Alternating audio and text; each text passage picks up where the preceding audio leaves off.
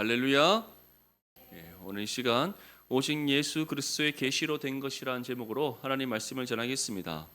바울은 갈라디아 교회를 향한 이 서신의 서두에 다음과 같이 전했습니다. 그가 사도가 된 것은 사람에 의해서 된 것이 아니라 누구로 인해서 된 것이다. 바로 우리 주 예수 그리스도를 살리신 하나님 아버지의 뜻을 따라 된 것이다 라고 바울은 고백했습니다. 이것이 꼭 무엇을 의미하겠습니까? 우리가 구원받은 것, 우리가 하나님의 자녀가 된 것, 그리고 우리가 이 땅 가운데 신앙의 삶을 살아가면서 영생을 꿈꾸며 우리가 나아가는 것, 이 모든 것이 우리를 향한 하나님의 뜻임을 바울은 전하고 있습니다. 바울이 스스로 하나님을 믿었습니까? 그렇지 않습니다. 바울은 이전부터 교회를 박해하던 일에 앞장섰던 사람이었습니다. 하지만 하나님께서 그 바울을 향한 분명한 뜻이 있으셨고 그 뜻을 따라 하나님께서 정하신 때에 찾아가셔서 그를 하나님의 자녀가 되게 하셨고 무엇보다 구원과 함께 이방인의 사도로 부르셨음을 그가 고백하고 있습니다. 이처럼 우리 삶의 주권은 하나님께 있으며 그 주권을 가신 하나님께서 그의 계획하심과 뜻을 따라 우리 삶을 통치하시고 다스리시는 사실을 믿을 수 소망합니다. 이처럼 구원과 우리에게 주어진 모든 것이 우리에게서 난 것이 아니라 바로 하나님의 뜻 가운데 주어진 것이기에 어느 누구도 자랑치 못합니다. 오히려 그 받은 은혜에 감사함으로 믿음의 겸손한 가운데 하나님의 영광과 그 뜻을 위해 살아감이 마땅한 줄 믿습니다.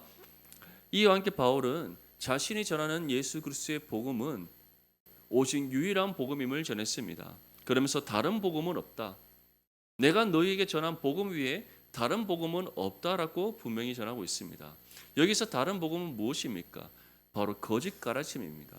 예수 그리스도의 복음을 왜곡시키고 또 성도들을 미혹하여 교란시키는 그 거짓 가르침, 그것을 가리켜 바울은 다른 복음이다라고 하고 있습니다. 특별히 이 다른 복음을 전한 사람들이 누구입니까? 갈라디아 교회 안에 있던 유대 그리스도인들이었습니다. 이들은 갈라디아 교회 성도들에게 이와 같이 주장했습니다. 믿음으로만 구원받는 것이 아니다. 유대의 전통을 지키고 할례를 받아야만 진정한 하나님의 구원을 받은 하나님의 자녀라 할 수 있다라고 그들은 주장했습니다. 바울은 이러한 부분에 있어서 그것은 다른 복음이다. 거짓 가르침입니다. 오직 예수님을 믿음으로 구원받고 구원은 하나님의 주권 가운데 있기에 은혜로 받는 것이다. 한번 생각해 보십시오. 우리 중에 율법의 준수로 구원받을 수 있는 사람이 있습니까? 우리 중에 할례 받았다고 구원받을 수 있는 사람이 있습니까? 아무도 없습니다. 만약에 율법의 준수로 구원받을 수 있었다면 예수님께서 이 땅 가운데 오실 이유가 없었고 할례의 준수로만 하나님의 언약 백성이 되고 선택받은 민족이 되어서 구원받을 수 있었다면 우리 주님께서 이 땅 가운데 오셔서 십자가의 죽음과 부활을 감당하실 이유가 없었습니다. 우리는 할례의 준수를 받는 할례를 준수한다 할지라도 우리의 죄값이 갚아지지 않고 율법을 지킬 만한 온전히 준수할 만한 그런 능력이 우리 가운데 없기에 하나님의 독생자이신 예수님께서 이 땅 가운데 오셔서 우리의 모든 죄를 짊어지시고 십자가 죽음을 감당하셔야 했던 겁니다. 예수님의 생명값이 아니고서는 우리 죄값이 갚아질 수 없고 예수님의 그 십자가의 죽음이 없이는 우리가 죄에서 죽을 수가 없기 때문입니다. 정말 이 사실을 믿는 믿음이 저희 가운데 있다면 저와 여러분 가운데 이 믿음이 있다면 정말 다른 복음을 따르는 것이 아니라 오직 유일한 예수 그리스도의 복음만을 믿고 따르는 저와 여러분들 삶이 될 수 있기를 소망합니다. 이어서 오늘 바울은 다음과 같이 우리에게 전합니다. 우리 11절과 12절 말씀 함께 읽겠습니다. 시작. 형제들아 내가 너희에게 알게 하노니 내가 전한 복음은 사람의 뜻을 따라 된 것이 아니니라. 이는 내가 사람에게서 받은 것도 아니요 배운 것도 아니요 오직 예수 그리스도의 계시로 말미암은 것이라. 아멘. 바울은 다른 복음을 전하는 사람은 그가 천사라 할지라도 하나님의 심판을 받는다라고 분명히 전했습니다. 그것은 성도들을 죄악된 길로 치우치게 만드는 것이요 멸망의 길로 인도하는 거짓 가르침이기 때문입니다. 그래서 어느 누구라도 거짓 가르침을 가르쳐서는 안 된다. 다른 복음을 전해서는 안 된다. 오직 유일한 예수 그리스도의 복음의 진리만을 전하고 그 진리의 가르침을 따라 살아가야 됨을 우리에게 전했습니다. 그러면서 바울은 다음과 같이 전합니다. 내가 너에게 전한 복음은 어떠한 것이다? 사람의 뜻을 따라 된 것이 아니다. 그래서 사람의 뜻을 따라 된 것이란 것은 지금 유대 그리스도인들이 전하고 가르치고 있는 거짓 가르침을 뜻하는 겁니다. 다른 복음을 가르치는 겁니다. 이 다른 복음은 바로 유대의 전통과 할례의 준수에 관한 것이었고, 특별히 유대의 전통이란 것은 유대 사회 속에서 오랫동안 세월이 지나가면서 형성된 그들만의 문화요 전통임을 가리키는 겁니다. 특별히 이러한 유대의 전통은 랍비들에 의해서 만들어진 율법의 해석에 기초하고 있습니다. 이것을 미시나 또는 미드라시라고 합니다. 얼마나 많은 랍비들의 율법의 해석이 있는지 모릅니다. 결국 유대 그리스도인들은 정말 하나님께서 모세로부터 주신 율법의 가르침을 따라 살아가는 것이 아니었습니다. 하나님께서 선지자를 통해 주신 그 말씀의 가르침을 따라 그들이 살아가는 것이 아니었습니다. 그것을 자신의 전통으로 삼고 살아간 것이 아니라 오랜 세월 동안 유대 사회 공동체 속에서 그들의 율법을 준수하는 가운데 그들 안에서 형성된 여러 가지 문화, 그리고 그들의 조상들 때부터 계속해서 만들어진 그 율법의 해석들, 그것을 그들은 율법보다 더 중요한 것으로 여겼고 그것을 준수해야만 구원받을 수 있다라고 생각했던 겁니다. 오늘날 유대인들도 마찬가지입니다. 그들이 어린 시절부터 열심히 토라, 모세오경을 암송합니다. 열심히 선지자들의 글을 암송합니다. 그런데 정작 그들이 믿고 따르는 것은 하나님께서 모세를 통해 주신 율법과 선지자를 통해 주신 그 말씀의 가르침이 아닙니다. 그들이 옙시바라는 그 학당에 모여서 밤낮 쉬지 않고 논쟁하는 것은 그 율법과 선지자들의 글에 대해서 해석해 놓은 그들의 조상들, 그들의 선생들이 해석해 놓은 그 해석의 가르침들입니다. 그것을 모아 놓은 것들을 가리켜 우리는 탈무드라고 부릅니다. 정말 안타깝지 않습니까? 결국 사람에 의해 만들어진 율법의 해석과 선지자 글들에 대한 해석이 그들에게는 더 중요한 자산이자 그들에게 중요한 가르침으로 남았다는 겁니다.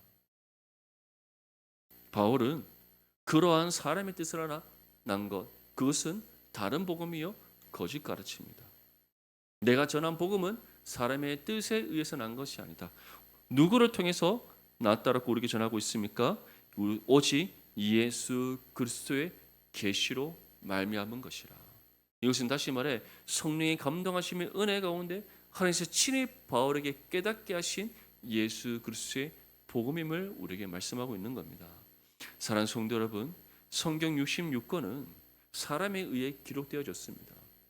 모세오경도 모세에 의해서 기록되어졌고 각각의 모든 성경은 하나님께서 그 성경을 기록하게 하신 저자들이 있습니다. 사복음서만 해도 마태복음은 마태가 기록하였고 마가복음은 마가가 기록하였고 누가복음은 누가가 기록하였고 요한복음은 요한이 기록했습니다. 바울이 기록한 서신만 13권입니다. 정말 다양한 많은 사람들이 성경을 기록했습니다. 하지만 우리는 이 기록된 성경을 가리켜 사람의 글이라고 표현하지 않습니다. 무엇이라고 우리는 부릅니까? 하나님의 말씀이라고 부릅니다. 믿습니까? 왜냐하면 사람은 하나님께서 깨닫게 하시고 일러주신 그 말씀을 대리하여 기록하는 기록자에 불과합니다. 그 사람을 도구로 삼으신 하나님께서 그 사람을 통해 기록하게 하셨을 뿐이지 친히 그 말씀을 깨닫게 하시고 일러주시고 정말 성령의 감동하시는 가운데 그 성경을 기록하는 기록자의 전 인격을 사용하여 그 말씀을 기록해 하시니까 누구십니까? 하나님이시기 때문입니다. 그래서 이 모든 성경은 누구의 감동하심을 기록된 누구의 말씀이다? 성령의 감동하심으로 기록된 하나님의 말씀이다. 믿으시길 소망합니다. 바울이 전한 복음 또한 마찬가지입니다. 바울이 전했다고 해서 그것이 사람의 뜻으로 난 것이고 사람에게 배운 것이고 사람에게로부터 받은 것입니까?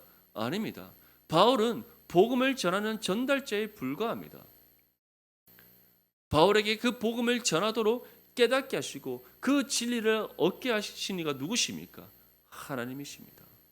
그래서 바울은 나는 사람의 뜻으로 전하지 않았다. 사람에게서 받지도 않고 배우지도 않았다. 오직 예수 그리스도의 계시로 말미암은 것이다. 다시 말해 이전에 나도 복음의 진리를 알지 못했다. 이전에 나도 복음의 진리를 얻지 못했고 복음의 진리를 배우지 못했다. 감추어져 있던 하나님의 말씀이었는데 내가 예수 그리스도를 인격적으로 만나고 예수 그리스도를 믿는 믿음으로 그를 구주로 영접하여 구원받는 그 순간 이전에 내가 알지 못했던 복음의 진리를 알게 되었고 내가 이전에 갖지 못했던 복음의 진리를 갖게 되었고 감춰져 있던 진리의 보화를 내가 발견하여 깨닫게 되었다. 그리고 나는 이제 예수 그리스도로부터 받은 그 계시를 너에게 전했고 그것이 바로 내가 너에게 전한 복음이다라고 말씀하고 있는 겁니다. 사랑하는 성도 여러분, 이제 그 복음이 기록된 하나님의 말씀으로 우리에게 주어졌습니다. 그 말씀을 우리에게 읽고 묵상하라고 말씀하셨으며 우리가 그 말씀을 읽고 묵상할 때 감추어져 있던 그 진리의 보화를 발견하여 깨달을 수 있다라고 성경은 우리에게 말씀하고 있습니다.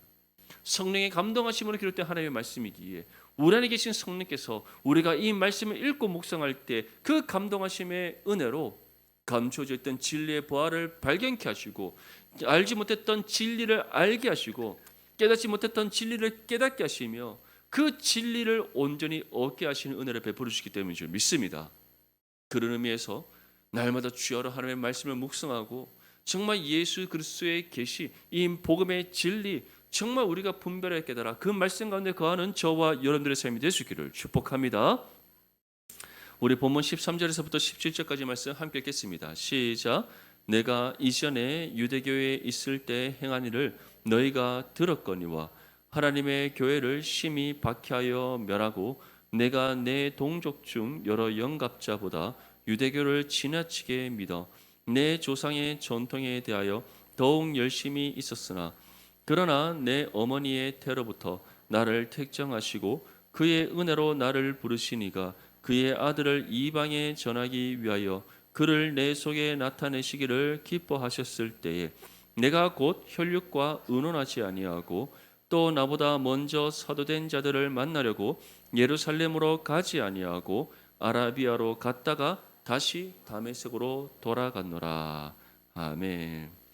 바울은 지금 그가 어떻게 예수 그리스도를 믿어 구원받았는지 그리고 그가 어떻게 사도가 되었는지에 대해서 자신의 인생의 여정들을 하나하나 설명하고 있습니다. 왜 바울이 이러한 설명을 갈라디아 교회들에게 전하고 있겠습니까? 다름 아닌 바울이 사도가 된 것, 하나님의 뜻대로 된 것이고 바울이 전하는 그 복음은 유일한 예수 그리스도의 복음의 진리인 이유가 무엇인지를 다시금 확실하게 증거하도록 하기 위해서인 겁니다. 바울은 구원받기 이전에 어떠한 사람이었습니까? 유대교의 열심히 특심이었던 사람입니다. 가말리엘의 후학이었다. 그렇게 고백하고 있지만 실질적으로는 가말리엘 문화의 여러 많은 제자들 중에서 가장 뛰어난 제자, 앞으로 가말리엘의 뒤를 이어서 그 학파를 이끌어갈 사람으로서 손에 꼽던 사람, 그가 바로 청년 사울이었습니다. 그것은 다시 말해 가말리엘의 제자들 중 수제자가 청년 사울이었음을 뜻하는 겁니다. 그만큼 율법에 대해서 학식이 뛰어난 사람이요, 바리새인 중에 바리새인이라고 고백할 만큼 그 누구보다 율법의 준수에 있어서 철저했던 사람이었습니다. 그의 신분은 어떻습니까? 그는 부모로의 정말 잘난 부모를 만나서 태어나면서부터 로마 시민권을 얻은 사람이요, 베냐민 지파의 사람으로서 전통 유대인 중에 유대인이었습니다. 신분에 있어서, 학식에 있어서, 율법의 준수에 있어서 그 어떤 것도 하나 빠짐없이 모든 부분에 있어서 팔방미인이었던 사람, 그가 바로 청년 사울이었습니다. 가말리엘의 뒤를 이어서 그 학파를 이끌 수장이 되기에 부족함이 없는 사람이었습니다. 그뿐만 아니라 이제 가말리엘의 뒤를 이어서 그 학파를 이끌 뿐만 아니라 산헤드린 공회의 공회장이 되게 됨에 있어서도, 대제사장 직분을 받음에 있어서도 부족함이 없는 사람, 그가 청년 사울이었습니다. 그런 사울이 이제 산헤드린 공회를 압박하고 유대교에 큰 위협이 되고 있는 교회, 특별히 갈릴리 나사렛 주신 예수를 그리스도라 칭하고 그를 유일한 구원자로 믿고 따르는 그 교회를 박해하고 또 그 예수를 믿고 따른다고 말하는 그 그리스도인들을 잡아 죽이는 일에 가장 앞장섰던 사람, 그가 또한 누구입니까? 청년 사울이었습니다. 왜 바울이 이 부분에 대해서 지금 전하고 있겠습니까?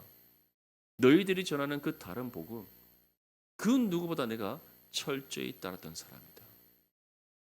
너희가 전하는 그 다른 복음, 율법의 전통과 할례의 준수에 있어서 어느 누구보다 열심이었고 누구보다도 가장 뛰어나게 지켜 행했던 사람이 바로 나 바울이다라는 것을 지금 말하고 있는 겁니다. 그런데 그러한 바울이 어떠했다고 우리에게 전하고 있습니까? 내 어머니의 태로부터 나를 특정하시고 그의 은혜로 나를 부르시니가 그의 아들을 이방에 전하기 위하여 그를 내 속에 나타내셨다. 다메섹으로 가는 그 길에서 이 청년 사울은 부활하신 예수님을 만납니다. 혼련히 한 빛이 청년 사울에게 비춰졌고 그 빛 가운데 주님께서 청년 사울을 부르십니다. 청년 사울은 그 주님이 누군지 알지 못해 누구십니까? 누구십니까? 주는 누구십니까? 부르짖습니다. 그래서 예수님께서 무엇이라고 말씀하셨습니까? 네가 박해하는 예수라라고 말씀하셨습니다. 그 말씀을 듣는 순간 청년 사울에게 있어서는 이 예수는 하나님이 아닙니다.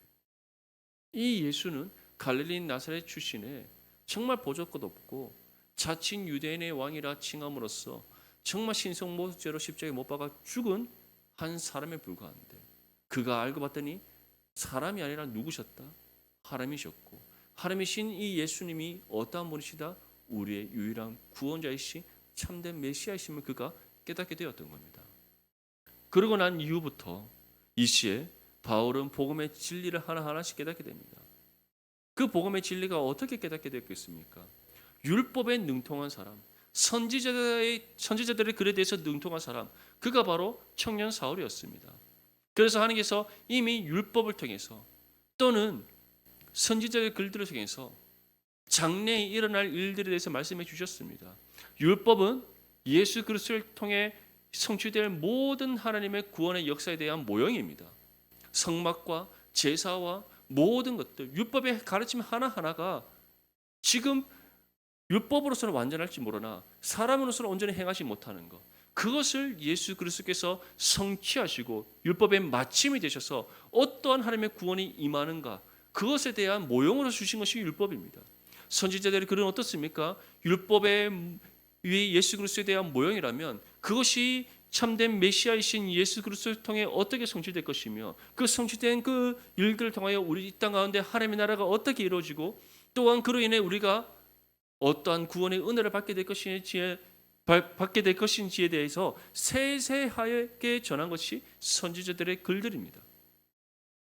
이에 대해서 능통한 바울이 부활하신 예수 그리스도를 만나고 그를 믿어 구원받는 그 순간 이제 이 모든 율법과 선지자들의 가르침이 누구를 관통하게 되는 겁니까? 예수 그리스도를 관통하게 되는 겁니다.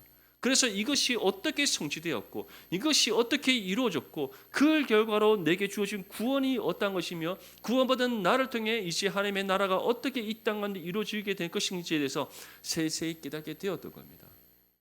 그런데 이러한 모든 일들을 하나님께서 행하시기 위하여 바울을 어떻게 하셨다? 모태로부터 택정하셨다. 사랑하는 성도 여러분, 우리 또한 마찬가지입니다. 하나님께서는 우리를 창세전에 구별되게 선택하셨습니다. 믿습니까? 우리를 거룩하고 흠이 없는 존재로 세우시고자 그 뜻을 정하셨습니다. 그래서 그러한 하나님의 그 선택과 계획하신 가운데 정하신 때에 우리를 찾아오셔서 복음을 들음으로 믿음을 얻어 구원받게 하신 줄 믿습니다. 우리를 구원하신 이유가 무엇입니까? 바로 예수 그리스도를 전하도록 하시기 위해서였다는 겁니다. 바울은 하나님께서 나를 택정하신 이유, 그리고 나를 구원하신 이유, 나를 구원하심으로써 이전에 내가 알고 있던 모든 구약의 말씀이 예수 그리스도를 관통하여 이제 어떻게 하나님께서 이루시고 성취하시고 이루시는지에 대해서 깨닫게 하신 그 모든 이유, 그 이유가 무엇이라고 전하고 있습니까? 그의 아들을 이방에 전하게 하도록 하시기 위해서다. 마찬가지로 하나님께서 우리를 구원하신 이유, 세상 가운데 그 죄악 속에 내버려 두시지 않고 하나님의 정하신 뜻을 따라 우리를 구원하시고자 친히 찾아오셔서 우리를 구원하신 이유, 우리가 받은 복음의 진리를 세상 가운데 전하기 위하심임을 믿을 수 있기를 소망합니다.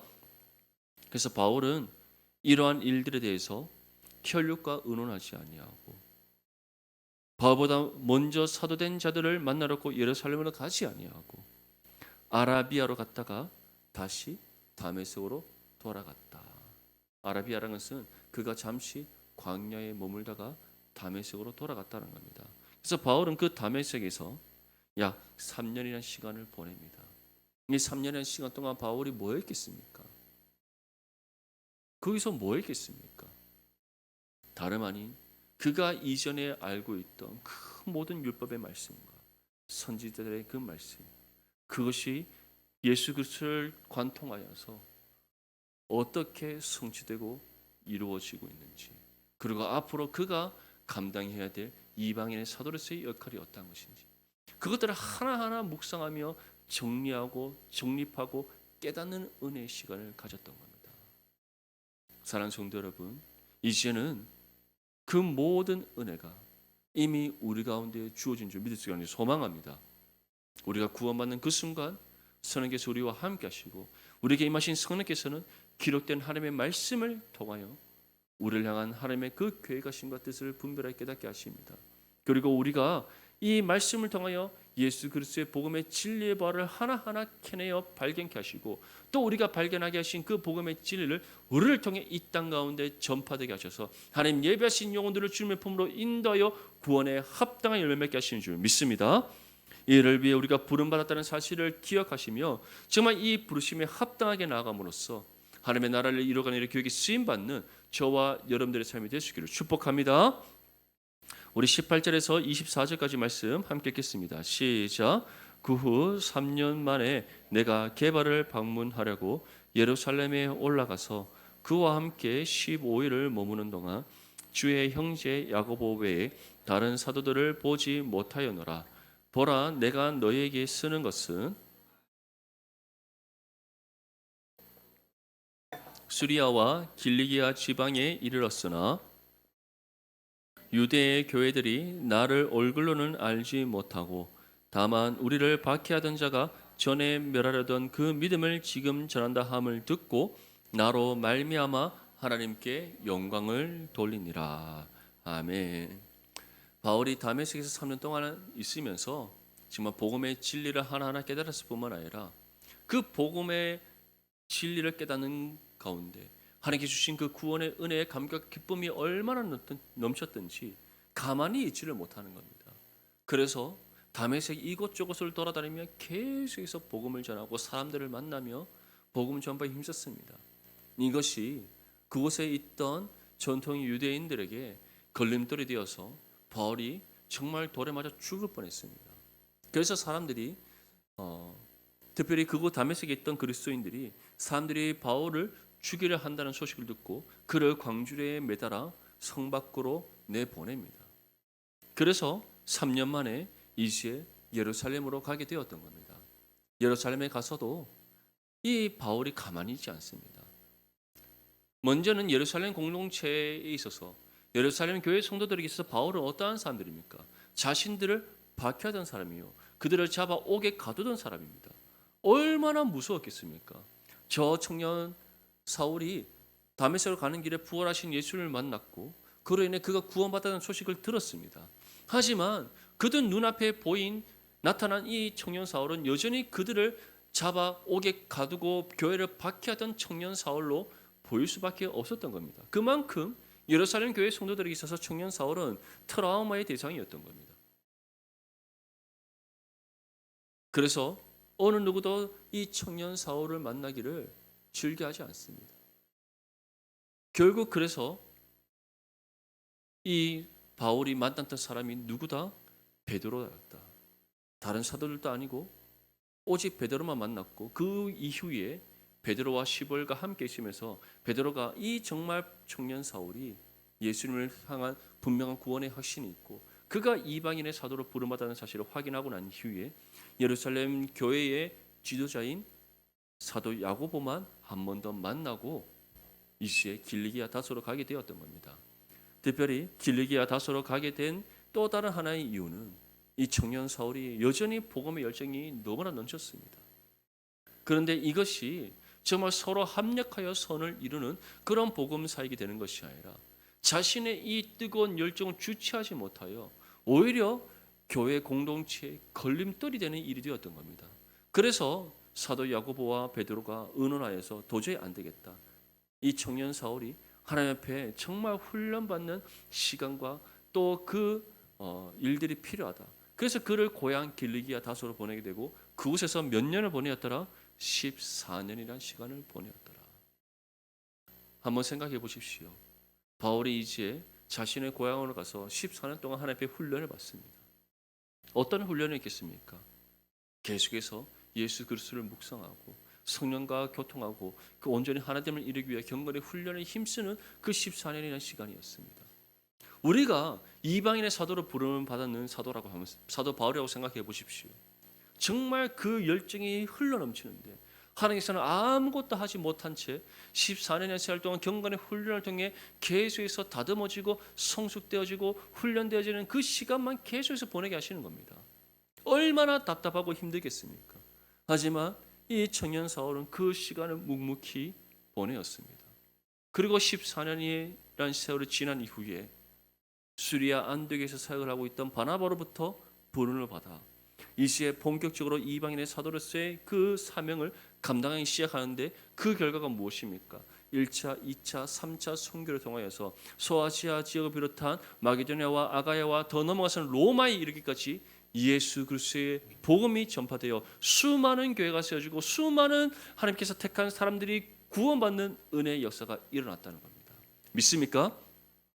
마찬가지로 하나님께서는 우리를 통해 이 땅 가운데 예수 그리스도의 복음이 전파되기를 원하십니다. 믿습니까? 그리고 이를 위해 우리에게 복음의 사명을 주셨고 또 우리가 전할 복음을 하나하나 분별하여 깨달을 수 있도록 기록된 하나님의 말씀인 이 66권의 성경을 우리에게 주셨습니다. 이 시에 우리에게 분명히 말씀합니다. 내가 너희를 모태로부터 택하여 구원한 이유는 너희를 통하여 예수 그리스도의 복음이 이방에 전해지도록 하기 위해서다. 정말 이 부르심의 소명을 따라 복음의 사명을 힘써 감당할 수 있도록 늘 깨어 하나님의 말씀을 주여로 묵상할 수 있기를 소망합니다.